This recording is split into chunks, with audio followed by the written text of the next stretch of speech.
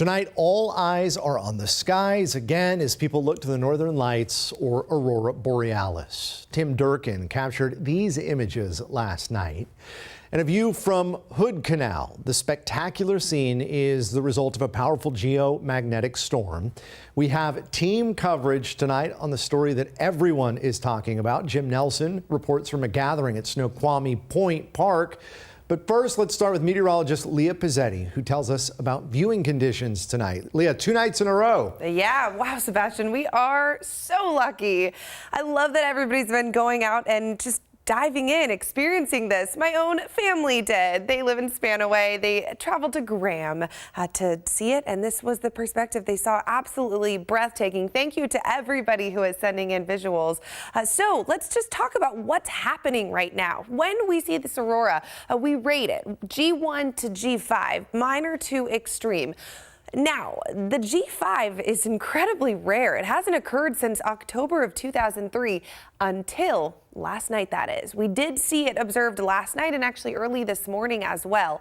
As we head into tonight, it's not going to be quite as strong, but it still could put on a show. G4 is expected for our overnight hours. So let's take a closer look at the location of who could potentially see this. This red line along the bottom is that viewing line. So yes, above that to the north, us included, do have a shot. In fact, the National Weather Service has issued a special weather statement because of the potential for that viewing into tonight. We are expecting G4 conditions. It looks like the best viewing is going to be after midnight tonight.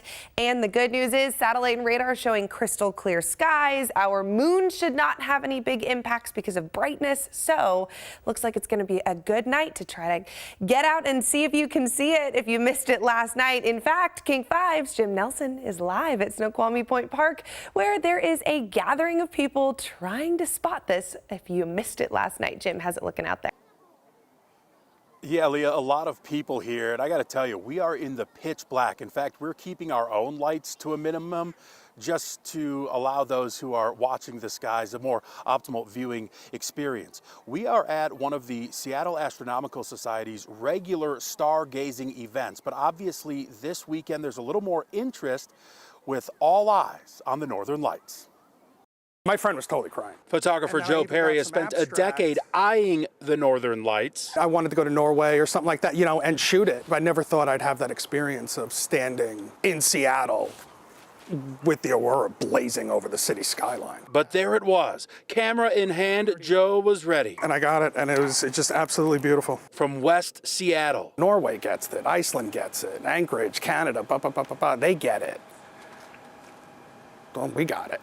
So it was beautiful. That moment. Words I probably can't say on TV.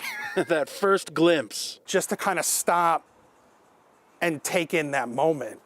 Yeah, it was getting a little choked up thinking about it now.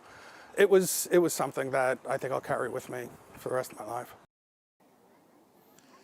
So they're going to be out here all night again in the pitch dark, hoping, waiting for something to happen.